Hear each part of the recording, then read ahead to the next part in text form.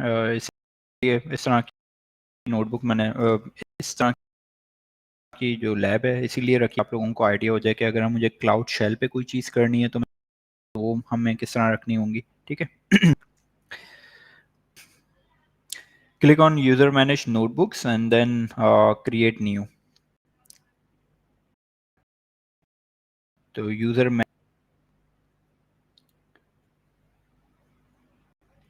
And then फिर हमें create new पे क्लिक कर दें।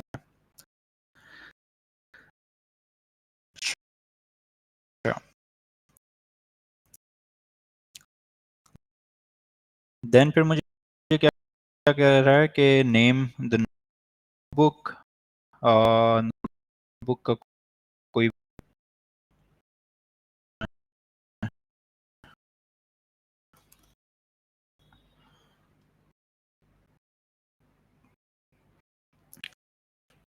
रीजन हमें यूएस सेंट्रल आ रहे हैं लिखे हुए, अभी लोड हो रहे हैं। जैसे ही हमारे पास तो हम उनको सेलेक्ट करते हैं।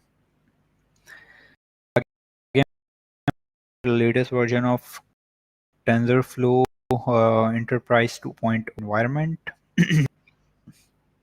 इन्वायरमेंट में अच्छा, इन्वायरमेंट अभी तक हमारे पास आया नहीं है।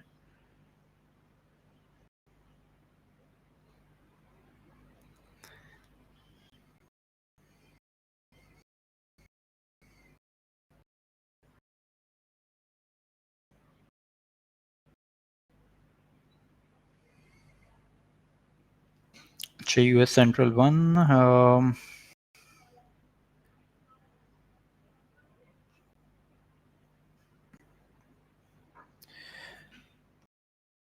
ओके, तो हमें कौन सा रखना था? रीजन हमारा है यूएस सेंट्रल वन। ठीक है, यूएस सेंट्रल कर लिया और जोन हमारे पास सेंट्रल सेलेक्ट करना है। अच्छा, फिलहाल अवेलेबल नहीं है। एंड में कौन सा यूज़ करना है? TensorFlow enterprise. ठीक है, वो हमारा लेटेस्ट वर्जन TensorFlow एंटरप्राइज 2.11 ही यूज़ हो रहा है। ठीक है।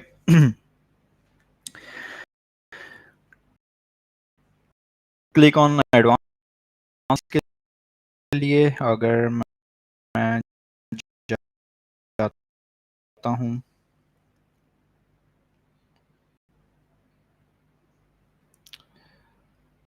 let me do it again। ठीक है, यूएस सेंट्रल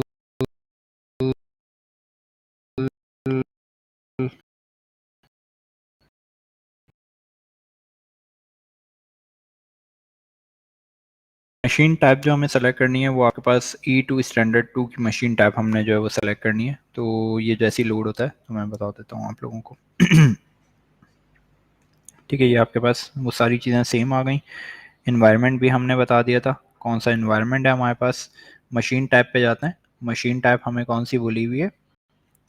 E2 स्टैंडर्ड 2। ठीक है, E2 आ गई हमारे पास और E2 के हमारे पास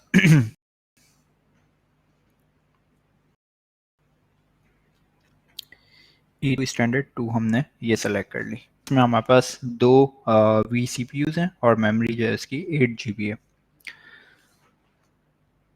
अच्छा, देन फिर हमने क्या करना है? क्रिएट पे क्लिक कर देना है।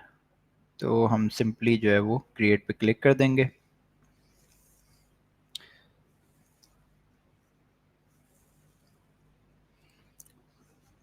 ये बेसिकली क्या करेगा, एक इंस्टेंस क्रिएट कर देगा। एक पहले तो वर्चुअल मशीन बनाएगा, उस वर्चुअल मशीन के ऊपर एक इंस्टेंस क्रिएट करेगा जिसमें हमारे पास जो है वो TensorFlow एंटरप्राइज 2.11 जो है वो इंस्टॉल हुई होगी। तो it would take couple of minutes. तो ये जो है वो जब तक क्रिएट हो रही है, अगर आप लोगों के कोई तो आप जो है वो चैट पे पोस्ट कर सकते हैं। अच्छा, after few minute work bench page list your instance.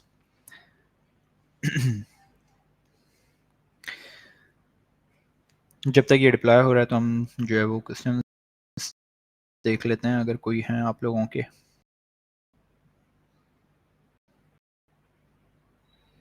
Okay, having Q&A session in the end.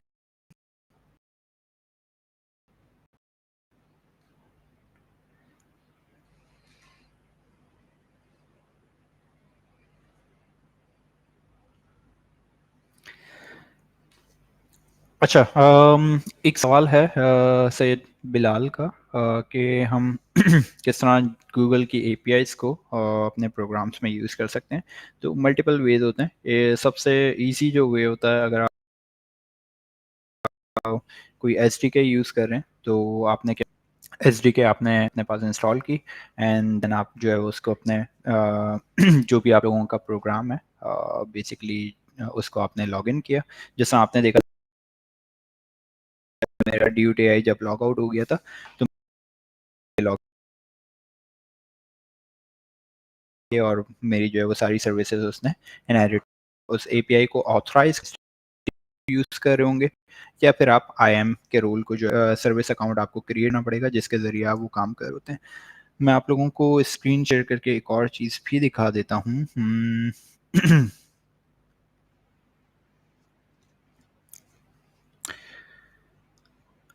I hope कि मेरी स्क्रीन विजिबल होगी। तो बेसिकली क्या किया था, मेरे पास जो है वो होती है, ठीक है, कि कौन सी प्रोजेक्ट आईडी है। प्रोजेक्ट आईडी मैंने आप लोगों को बताई हुई है कि कहाँ से आप जो है वो अपनी प्रोजेक्ट आईडी देख सकते हैं। एंड अगर मेरे पास कोई भी है तो मैं थ्रू एच डी के जो है उसको यूज़ कर सकता हूँ। तो सर्विस इन्हें बताई, यहाँ पे वर्टेक्स आई को इनिशियलाइज करवाया मैंने, प्रोजेक्ट में प्रोजेक्ट आईडी दे दी, लोकेशन देना लाजमी नहीं होती, और जैसे ही मैं जो है उसको रन करूँगा तो वो मुझे रिस्पॉन्स ला के देना शुरू कर देगा। इसी तरह मेरे टेक्स्ट टू टेक्स्ट बना हुआ है और इमेज टू टेक्स्ट का बना हुआ है। तो सारे हम जो है वो इसी तरह वर्टेक्स से इनिशियलाइज करते हैं, प्रोजेक्ट आईडी बताते हैं और हम इस तरह काम कर रहे होते हैं। या दूसरा तरीका ये होता है कि आप एक सर्विस अकाउंट क्रिएट करते हैं। सर्विस अकाउंट बेसिकली क्या करता है कि आपको उसके अगेंस्ट जो है वो की और सीक्रेट आपको प्रोवाइड करता है, उसकी एक जेसन होती है, and then through that JSON file आप क्या कर रहे होते हैं, आप अपने इसको इस कर रहे होते हैं, अपनी एप्लीकेशन को ऑथराइज कर रहे होते हैं। तो आप उसको प्रोडक्शनाइज कर रहे होंगे तो क्लाइंट सीक्रेट जो है वो आप उसको ऑथराइज कर रहे होंगे। अच्छा, हम देख लेते हैं इंस्टेंस अभी तक क्रिएट नहीं हुआ है और हम दोबारा मूव करते हैं।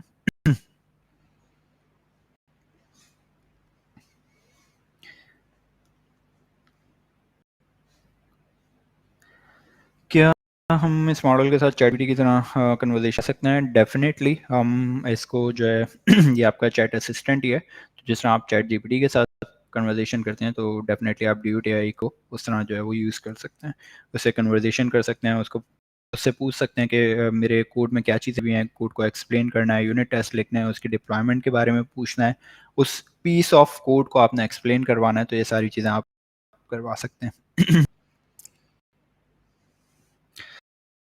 What skills are required for a software engineer model like ChatGPT? Okay. अच्छा, तो it's not just about, it's about कि हमारे पास डेटा कितना होना चाहिए, कंप्यूटेशनल रिसोर्सेज कितनी होनी चाहिए, ठीक है। तो एक अगर मैं बात करूं, एक ऐसा बंदा जिस नहीं है तो वो इस तरह के मॉडल्स नहीं बना सकता। अच्छा, अब इसमें हमारे पास बहुत सारी चीज़ें आती हैं, बहुत सारी रिसर्च आती हैं कि मॉडल्स किस तरह काम करते हैं, पहले की अंडरस्टैंडिंग होनी चाहिए, ठीक है, कि मुझे अपना जो मेरा डेटा है उस डेटा किस तरह कन्वर्ट कर रहा हूँ, ठीक है, क्योंकि मॉडल्स इंग्लिश लैंग्वेज को नहीं समझते, ठीक है, वो नंबर समझते हैं। तो आपको क्या करना पड़ेगा, किसी ने अगर एनएलटीके की लाइब्रेरी पे काम किया होगा तो उसको पता होगा कि टोकनाइज करते हैं हम, वर्ड में कन्वर्ट करते हैं, उनकी वेक्टर रिप्रेजेंटेशन बनाते हैं, ठीक है। तो मेरा मॉडल ये चीज़ लिखी हुई है, उन वेक्टर्स के ऊपर अपने मॉडल्स को ट्रेन कर रहे होते हैं, ठीक है। एंड देन फिर हम जब उससे सवाल करते हैं तो जो हम इनपुट कर रहे हैं हम इंग्लिश में उससे, एंड देन वो अगेन जो इनपुट है वो कन्वर्ट हो रहा होगा वेक्टर में, एंड देन मेरा मॉडल जो है वो उस वेक्टर को समझेगा और उस वेक्टर के अगेंस्ट मुझे जो है वो जवाब जनरेट करके देगा, एंड देन मैं जो है उसको आगे आपको शो करवा रहा हूँ।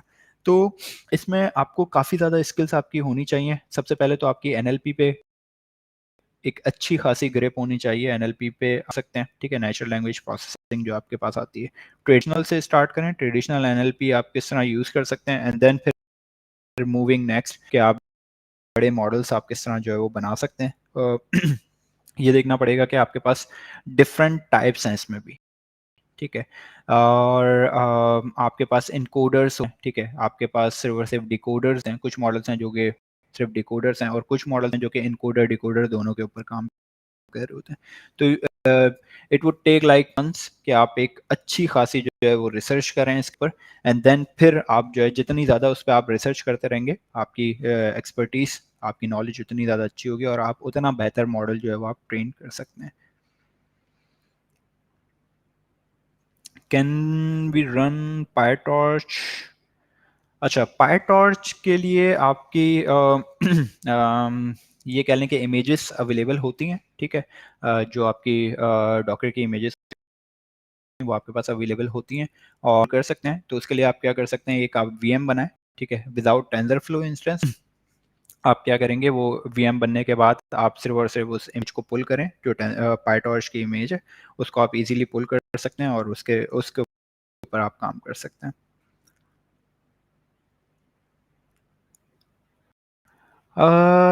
Why are we learning this? अच्छा, कि देखिए, बेसिकली हम अभी ये नहीं पढ़ रहे कि हम ये मॉडल्स किस तरह बना रहे हैं, ठीक है। एज अ सॉफ्टवेयर डेवलपर या आप किसी भी रोल में आप देख रहे हैं कि हर डोमेन में एआई आ रही है, ठीक है। तो you should know about AI कि आप उस एआई को यूटिलाइज किस तरह कर सकते हैं, ठीक है। डेवलप नहीं करनी है आपने आपने वो एप्लीकेशंस को यूज करना है अपनी प्रोडक्टिविटी इंक्रीज करने में।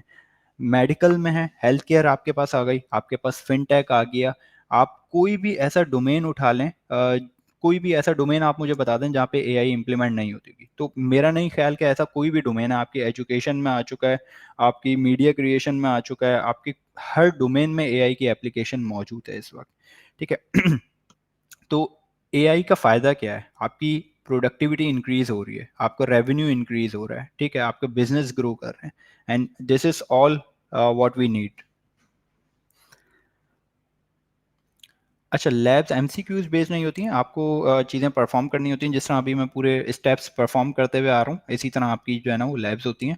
इनमें सिर्फ और सिर्फ नॉलेज टेस्टिंग के लिए कुछ चीज़ें आपसे पूछी जाती हैं, लेकिन उनके एज सच कुछ पॉइंट्स नहीं होते। अच्छा, लैब्स हम क्यों परफॉर्म करते हैं? देखें, किसी भी प्लेटफॉर्म पे अगर आप जा रहे हैं, सही है, अगर मैं आपको बोलूँ कि यार आपने जो है ना वो जीसीपी का वर्टेक्स एआई को एक्सप्लोर करना है, ठीक है, तो वर्टेक्स एआई फ्री नहीं है। मेरे साथ हुआ था, मैंने सिर्फ और सिर्फ एक बिग क्यूरी पे एक क्यूरी चला दी थी, सीक्वल की क्यूरी चला दी थी, और मुझे कोई $70 to $80 का मेरे पास बिल आ गया था सिर्फ एक क्यूरी चलाने पे, सही है। तो यू शुड अंडरस्टैंड कि यार ये बैकएंड पे वर्क किस तरह कर रहे होते हैं, आपको पता होना चाहिए इनकी बेस्ट प्रैक्टिसेस क्या है, ठीक है। तो एज अ स्टूडेंट आपके पास इतनी वो नहीं होती कि मैं $70 to $80 या $100 जो है वो पर मंथ सिर्फ और सिर्फ क्लाउड प्लेटफॉर्म सीखने के लिए मैं पे कर रहा हूँ, ठीक है। तो टू लर्न दोस प्लेटफॉर्म, ताकि आप आगे जाके, क्योंकि इन प्लेटफॉर्म्स की आगे डिमांड है, ठीक है। ऑन प्रेमिसेस से अब सारी चीज़ें जो है वो क्लाउड की तरफ मूव कर रही हैं, और क्लाउड सीखने के लिए आपके पास कोई बजट नहीं है, सही है। तो आप किस तरह सीखेंगे? अब यहाँ पे वही बात आ जाती है कि मैं ग्रेजुएट हो गया एंड देन मेरे पास कोई जॉब नहीं है, और इस जॉब के लिए मुझे स्किल्स चाहिए और स्किल्स के लिए मुझे जॉब चाहिए, उस लूप में आप फंस जाते हैं, ठीक है। नाउ द टाइम इज कि लाइक मुझे प्लेटफॉर्म सीखना है, ठीक है, प्लेटफॉर्म सीखने के लिए मुझे जॉब चाहिए, मेरे पास जॉब नहीं है, ठीक है। या फिर प्लेटफॉर्म सीखने के लिए मेरे पास जो है वो बजट होना चाहिए, बजट के लिए मुझे जॉब चाहिए और जॉब नहीं है। सही है। तो उस लूप से बचने के लिए आपके पास ये इस तरह के जो है वो प्रोग्राम्स होते हैं, ताकि आप इन लैब्स को परफॉर्म करें और उस प्लेटफॉर्म की आपको अंडरस्टैंडिंग हो कि आपने बेसिकली अगर कोई काम करना है, उसकी डिफरेंट सर्विसेज हैं, उन सर्विसेज को आप किस तरह यूज़ कर सकते हैं। How we take input from user voice in Python, which function should I use? अच्छा, इसके आपके पास जो है वो वॉइस की बहुत सारी लाइब्रेरीज हैं, जो कि बेसिकली आप यूज़ कर सकती हैं। आई डोंट रिमेंबर कि मैंने और 3 इयर्स बैक मैंने कोई पाइथन की जो एक वॉइस की लाइब्रेरी मैंने यूज़ की थी, और वो गूगल की ओपन सोर्स लाइब्रेरी थी। तो वो अगर आप सर्च करेंगे तो आपको जो है वो मिल जाएगा, या फिर आप इस पे पिन कर दें तो मैं जो है वो इसके बाद आपको जो है वो प्रोवाइड कर दूंगा। ठीक है, हाउ वी कैन एक्सेस, अच्छा लैब एक्सेस करने के लिए आपको जो है इसके लैब के बाद आप लोगों को जो है वो लिंक्स वगैरह प्रोवाइड हो जाएंगे कि आप किस तरह जो है वो क्लाउड सीक्लो को ज्वाइन कर सकते हैं, और आप कौन कौन सी लैब्स उसमें परफॉर्म कर सकते हैं। तो वो सारी चीज़ें जो है वो आपको इसके बाद बता दी जाएंगी। ठीक है, अच्छा प्राइसिंग की अगर मैं बात करूं तो प्राइसिंग आपकी डिपेंड करती है कि आप कौन सी सर्विसेज यूज़ करें। अब जिस तरह मैं अगर कोई एपीआई यूज़ कर रहा हूं तो एपीआई की कॉस्टिंग किस तरह आ रही होगी।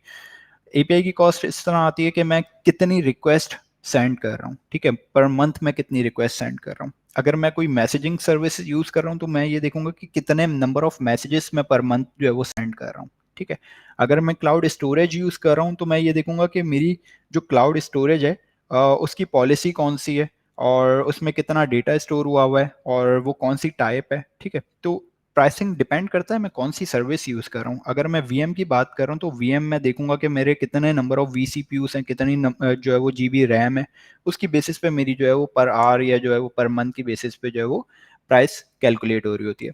इसके लिए आपके पास जो है वो गूगल का कैलकुलेटर भी है। अगर मैं आप लोगों को दिखाऊं गूगल कैलकुलेटर,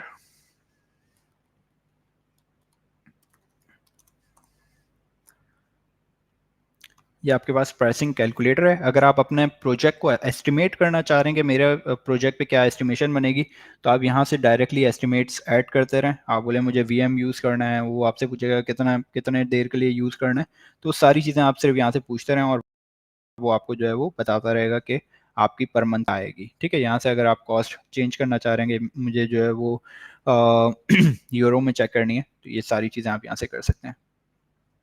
ठीक है, ऐड पे गए, आपने बता दिया, लेट से मैंने बोला मुझे बिग क्यूरी को यूज़ करना है, तो उसने बिग क्यूरी की एक एस्टिमेशन मुझे यहाँ पे डाल दी बेस्ड ऑन दीज।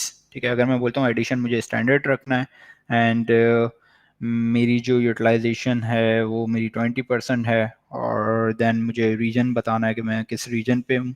ठीक है, मल्टी रीजन ऑब्वियसली थोड़ा सा जो है वो एक्सपेंसिव आ जाएगा अगर मैं इसको सेलेक्ट करता हूँ। ठीक है, तो ये मुझे उसने एस्टिमेशन बता दी कि मेरी जो है वो $1600 जो है वो बिल बनेगा एक एस्टिमेटेड। तो क्या एज अ स्टूडेंट आप जो है वो अराउंड $2000 जो है वो पर मंथ के आप पे कर सकते हैं सिर्फ और सिर्फ बिग क्यूरी को यूज़ करने के? नहीं कर सकते, बिल्कुल कोई भी नहीं कर सकता। ठीक है, तो इसके लिए आपके पास ये लैब्स हैं ताकि आप एटलीस्ट आपको पता हो कि यार बिग क्यूरी पे मुझे क्यूरी किस तरह करनी है, वो क्या रिस्पॉन्स देगा। ठीक है, अच्छा हम देख लें इंस्टेंस के क्या हाल हैं। इंस्टेंस अभी तक जो है वो क्रिएट हो रहा है। ठीक है, हम दोबारा जो है उस तरफ आ जाते हैं आंसर्स की तरफ।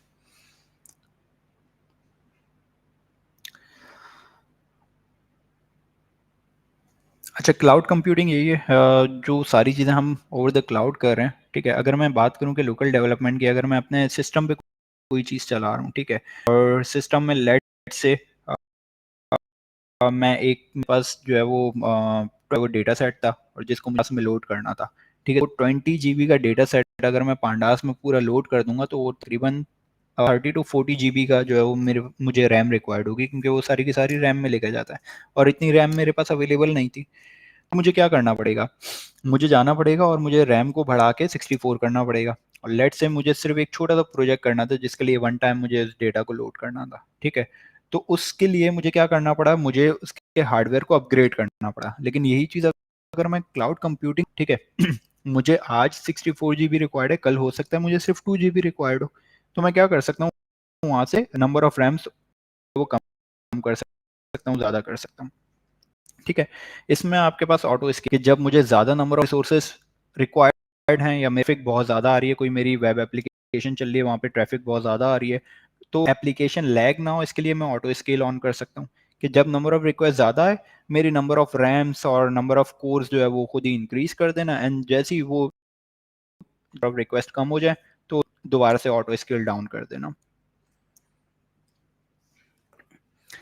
डीडॉस के लिए आपके पास जो है वो सिक्योरिटी है, ठीक है। आप जो है वो सिक्योरिटी इनेबल कर सकते हैं। उसके अलावा आपकी कुछ बैचेस होती हैं कि आप अगर कोई वीएम बना रहे हैं, हमारे साथ हुआ था, हमने एक्चुअली एक वीएम क्रिएट किया था।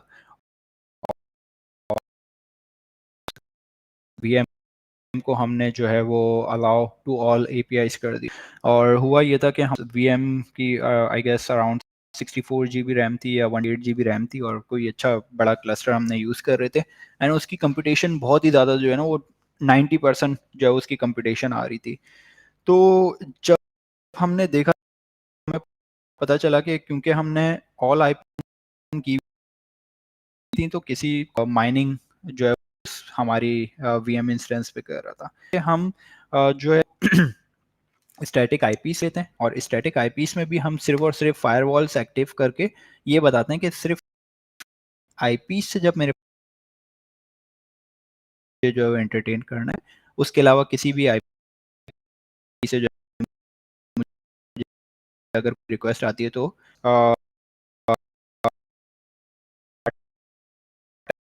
टैक्स से जो है वो अपने वीएम इंस्टेंस को जो है वो प्रोटेक्ट कर सकें। इतना शुरू कर दिया है इसने। Let me check again.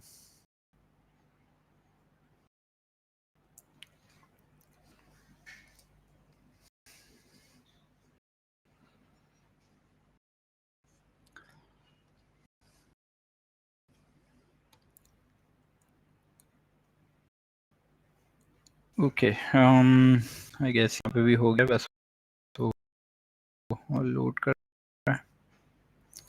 मैं इसको एक मतलब रिफ्रेश कर।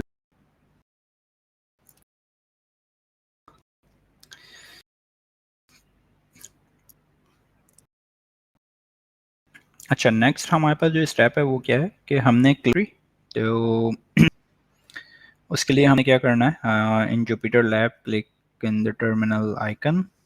ये हमारे पास ओपन हो जाए तो हम आगे बढ़ते हैं, ठीक है। हम ओपन जुपिटर लैब,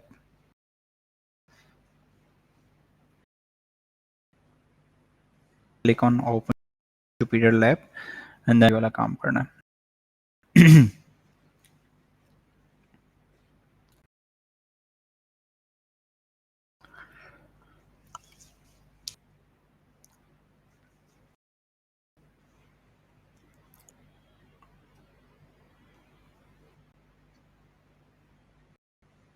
अच्छा, ये में होता ही है कि हमारे पास फर्स्ट टाइम इंस्टेंस जब क्रिएट होता है तो थोड़ा सा टाइम लेता है, क्योंकि उसमें कुछ लाइब्रेरीज और सारी चीज़ें जो है वो इंस्टॉल हो रही होती हैं। तो ये फर्स्ट टाइम में थोड़ा सा टाइम, और ऑलरेडी हम जो है वो एक बहुत ही लो कॉस्ट वाला जो है वो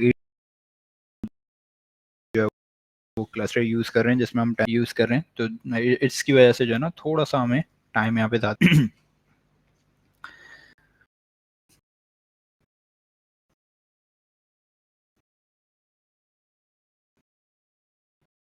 लेकिन इसको अगर हम नेक्स्ट टाइम ओपन करेंगे तो ये बहुत ज़्यादा फास्ट। अच्छा, स्टिल हमारे पास 1 घंटा बाकी है इस लैब में। जो हमारा टाइम है वो हमारे पास 30 मिनट्स है, तो आई ट्राई कि हम इसको पूरा कवर कर लें।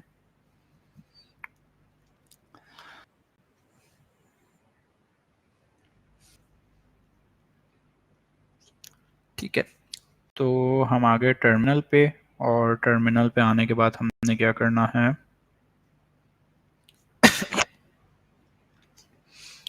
इस रेपो को हमने क्लोन करना है।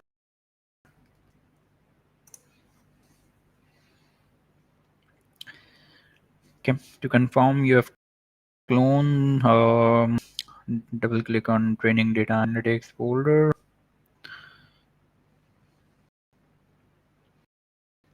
आ गया। इसको कंप्लीट होने दें ताकि आपका कंटेंट डाउनलोड कर ले।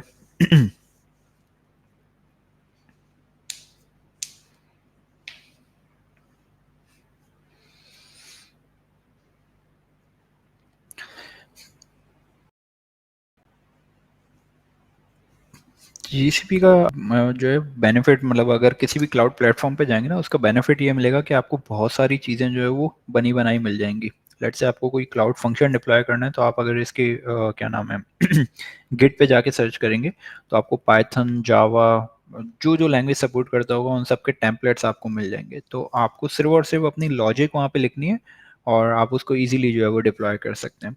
तो क्लाउड प्लेटफॉर्म का ये भी बड़ा फ़ायदा होता है, इनकी रिसोर्सेज भी काफ़ी अच्छी होती हैं। अच्छा, हम यहाँ पे आ गए और देन फिर हमें कहाँ पे जाना है, क्लोन द लैब रेपोजिटरी, ये चेक कर लेते हैं।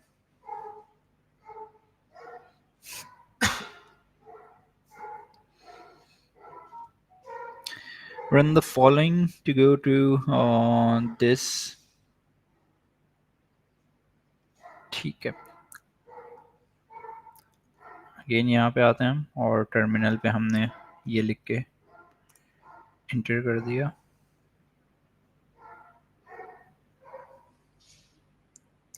जो रिक्वायरमेंट डॉट टी में हमारे पास चीज़ें थी वो सारी इंस्टॉल होना शुरू हो जाएंगी।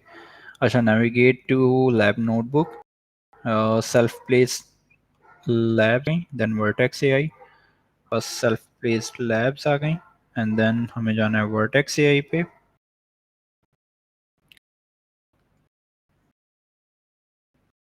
उसके बाद हमें कहाँ पे मूव करना है, lab access, Vertex AI quick start and then lab exercise dot ipynb। ठीक है, तो लर्निंग ऑब्जेक्टिव्स हमारे पास क्या है, एक टेंसर फ्लो का मॉडल और उसको हमने होस्ट करना है वर्टेक्स एआई नोट, ये आपकी बेसिकली वर्टेक्स एआई की नोटबुक है एंड देन फिर क्रिएट करना है मैनेज टेबुलर डेटा सेट। अच्छा, continue lab in notebook, run each cell by running shift enter, ठीक है। अच्छा, अब हमें क्या करना है, सबसे आसान काम, शिफ्ट इंटर दबा के हमें सारे जो है वो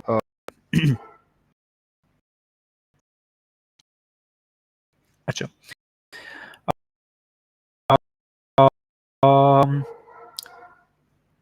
सेटअप्स आपके पास आ गए। प्रोजेक्ट, अगर प्रोजेक्ट आईडी वो मुझे बोलता तो मैं यहाँ पे जो है वो प्रोजेक्ट आईडी अपनी बता देता। जीसीएस का बकेट आपके पास आ गया और ये हमने रन कर लिया।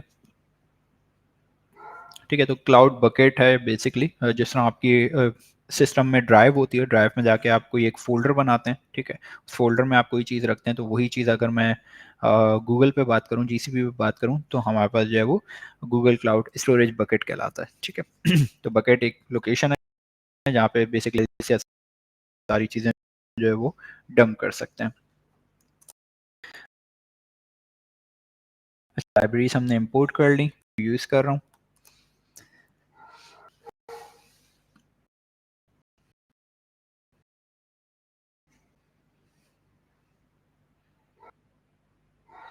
ठीक है, तो यहाँ पे मुझे कुछ वार्निंग्स दे रहा है बट कोई एरर नहीं आ रहा, तो हम मूव कर सकते हैं। अच्छा, डेटा सेट के बारे में बताया हुआ है कि जो है वो पब्लिकली अवेलेबल है ऑनलाइन रिटेल डेटा सेट का, और इसमें जो है वो अराउंड 5,04,000 जो है वो ट्रांजैक्शनल का जो है वो डेटा है, और 2010 दिसंबर से लेके हमारे पास 2011। अच्छा, डेटा इंजेक्शन वेरिएबल्स को सेट किया है और उनके हिसाब से हम क्या करेंगे, एक बिगक्यूरी का टेबल क्रिएट करेंगे। ठीक है,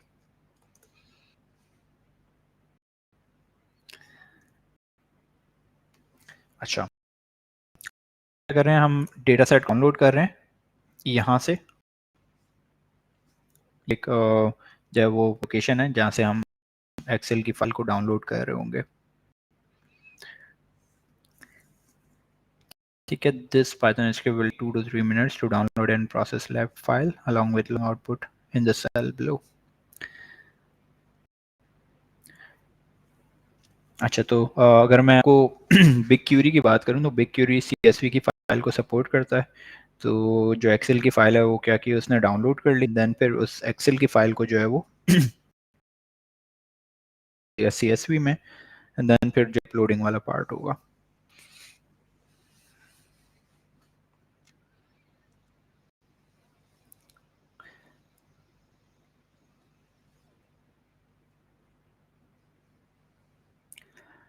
अच्छा, हम जब तक आगे मूव करते हैं, आगे हमारे पास डेटा प्रोसेसिंग आता है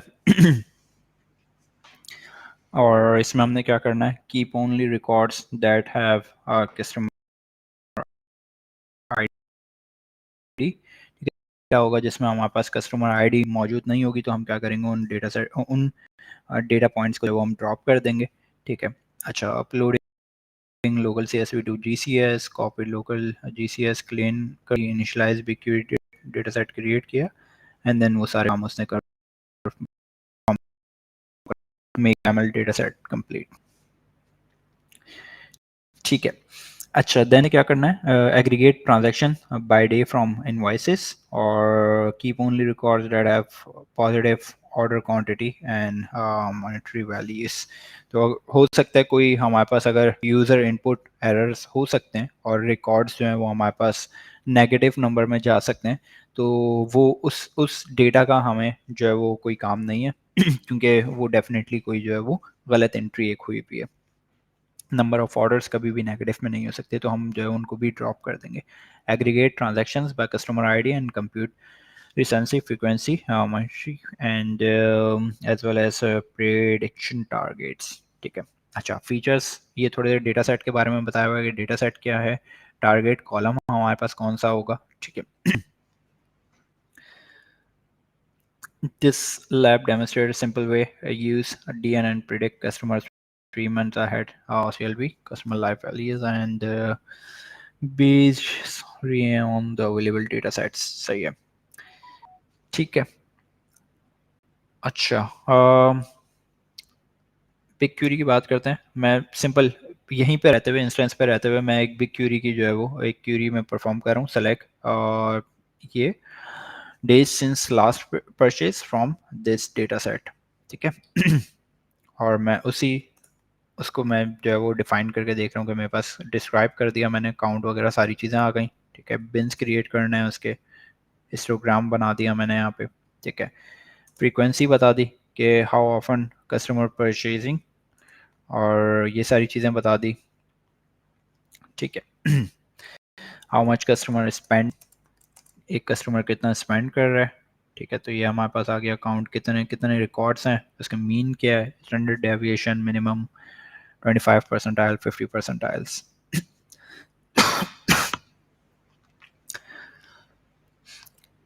अच्छा, अब यहाँ पे हम बिग क्यूरी को यूज़ करते हुए एक जो है वो सिंपल एक जो है मॉडल क्रिएट करेंगे।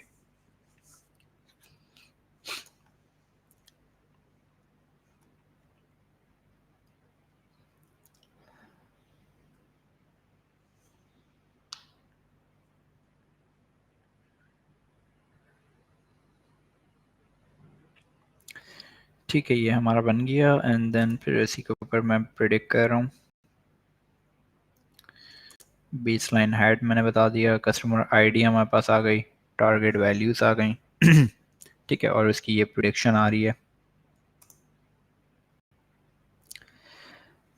ये actual versus predicted customer 3 months data, क्योंकि हमारे पास सिर्फ और सिर्फ 1 महीने का डेटा है, तो आई होप कि हमारे पास कोई बहुत बहुत ही अच्छा जो है मॉडल ट्रेन नहीं होगा। इट डिपेंड्स कि आपके पास कितना अच्छा डेटा है और जो है वो कितना ज़्यादा डेटा है। ठीक है। तो ये आप अगर पूरी इसको लेयर देखेंगे तो हम जो है उसमें मशीन डीप लर्निंग का एक मॉडल कैरास को यूज़ करते हुए जो है वो बिल्ड करेंगे एंड देन फिर उसके कुछ लॉग्स वगैरह देखेंगे, उनको डिप्लॉय करेंगे। तो ये हमारा पूरा जो है वो एक लैब थी जो कि हमने यहाँ पे परफॉर्म की है। ठीक है। टेंसर बोर्ड पे हमारे पास क्या रिजल्ट आए थे, लॉस और वैलिडेशन लॉस हमारे पास कितना आया था, तो यहाँ पे काफ़ी ज़्यादा गैप आ रहा है। It's not that accurate. ठीक है। तो ये हमारी जो है वो एक लैब थी जो कि मैंने आप लोगों को परफॉर्म करके दिखाई कि आप किस तरह स्टेप्स को आपने परफॉर्म करना है। ठीक है। इट्स नॉट कि हम जो है वो कोई मॉडल बिल्ड करना मकसद था इस लैब का। इस लैब का बेसिकली मकसद ये था कि हम स्टेप बाय स्टेप जो चीज़ें हमारे पास यहाँ पे लैब में लिखी हुई हैं उनको हम किस तरह जो है वो परफॉर्म कर रहे होंगे अपने गूगल क्लाउड के इन्वायरमेंट में। तो इस लैब को यहाँ पे हमारे पास 60/60 रेट आ गया और इसको हम यहाँ पे जो है वो एंड कर देते हैं लैब को। ठीक है, इसको हमने सबमिट कर दिया। अच्छा, उसके अलावा मैं आप लोगों को एक छोटी सी चीज़ दिखा देता हूँ। अगर आप लोग करना चाहें तो आपके पास जो है वो गूगल के पाथ्स मौजूद हैं। आई गेस कि आप लोगों को अभी भी कोई पाथ असाइन होगा जो कि आप फॉलो कर सकते हैं। तो यहाँ पे आपके पास बहुत सारी चीज़ें लर्निंग पाथ हैं। अगर आप प्रोफेशनल मशीन लर्निंग इंजीनियर बनना चाह रहे हैं तो आप इस पाथ को फॉलो कर सकते हैं। Generative AI for machine learning engineers को बनना चाह रहे हैं तो ये फॉलो कर सकते हैं। इसी तरह डेटा इंजीनियर्स के इंट्रोडक्शन टू जनरेटिव एआई आ गया आपके पास। तो ये बहुत सारे पाथ्स हैं जिसमें मल्टीपल जो है वो आपको कोर्सेज मिलेंगे और आपके पास मल्टीपल लैब्स होंगी जो कि आप परफॉर्म कर सकते हैं और जो है वो एक अच्छा हैंड्स ऑन जो है वो आपको यहाँ पे मिल जाएगा। डेटा एनालिस्ट का रोल है और इसी तरह आपके पास बहुत सारे पास हैं। और अगर आप स्पेसिफिक किसी चीज़ को एक्सप्लोर करना चाह रहे हैं तो आप एक्सप्लोर पे जाएं और लेट से आप किसी सर्विस के बारे में देखना चाह रहे हैं तो आप यहाँ पे सिंपल सर्च कर लें। लेट से मैं डेटा फ्लो की सर्विस पे देखना चाह रहा हूँ तो डेटा फ्लो के लिए मेरे पास जो है वो ये सारी लैब्स मौजूद हैं। तो इस तरह भी आप लोग काम कर सकते हैं। तो दैट्स फ्रॉम माय साइड। और अगर किसी के कोई सवाल हैं तो हम वो ले लेते हैं या फिर जो है वो हम इसको फिर एंड कर देते हैं। um, अच्छा, लास्ट एक चीज़ मैं आप लोगों को मेंशन कर देता हूँ। की टेक अवेज ये हैं कि as a member of Karachi AI community हमारे जो है वो सर्टिफाइड प्रोग्राम्स हो रहे होते हैं जिसमें सर्टिफाइड डेटा एनालिस्ट प्रोग्राम है, सर्टिफाइड विज एक्सपर्ट है एंड सर्टिफाइड डेटा इंजीनियरिंग का प्रोग्राम है। तो अगर आप उसमें भी इनरोल होना चाह रहे हैं तो आप जो है ये कूपन यूज़ कर सकते हैं और अप टू 20% जो है वो आप लोगों को डिस्काउंट मिलेगा।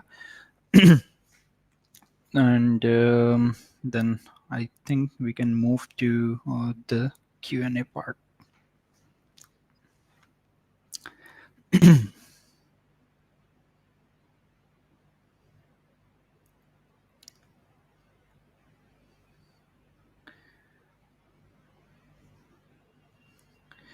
Okay, so do we have any other question?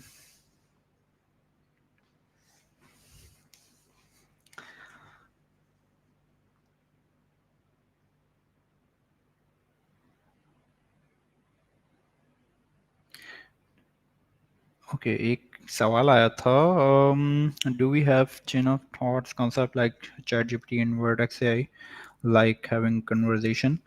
बिल्कुल। अच्छा, Vertex AI जो है वो आपकी एक सर्विस है, ठीक है। Vertex AI आपको बहुत सारी चीज़ें प्रोवाइड करता हो। आप उसके ऊपर मशीन लर्निंग का मॉडल बिल्ड कर सकते हो, ठीक है, उसको एक्सप्लोर कर सकते हो, उसकी पूरी पाइपलाइन देख सकते हो। ML ऑप्स के जो कॉन्सेप्ट है, मतलब continuous training and continuous deployment, वो सारी चीज़ें भी कर सकते हो। लेकिन जो LLMs की बात है, वो आपके पास जो सर्विस वर्टेक्स AI प्रोवाइड करता है वो है मॉडल गार्डन। मॉडल गार्डन के अंदर आपके पास जो है वो बहुत सारे LLMs अवेलेबल हैं। तो जो चीज़ आप वहाँ पे कर सकते हो, लेट्स से अगर मैं बात करता हूँ कि लामा मॉडल मुझे अगर यूज़ करना है या कोई भी ऐसा मॉडल मुझे यूज़ करना है तो डेफिनेटली मैं उसको जो है वो कस्टमाइज भी कर सकता हूँ। चेन ऑफ थॉट्स वाली चीज़ जो है उसको भी मैं इम्प्लीमेंट कर सकता हूँ। तो ये डेफिनेटली ये सारी चीज़ें जो है वो आप यूजिंग वर्टेक्स या मॉडल गार्डन आप ये सारी चीज़ें जो है वो कर सकते हैं।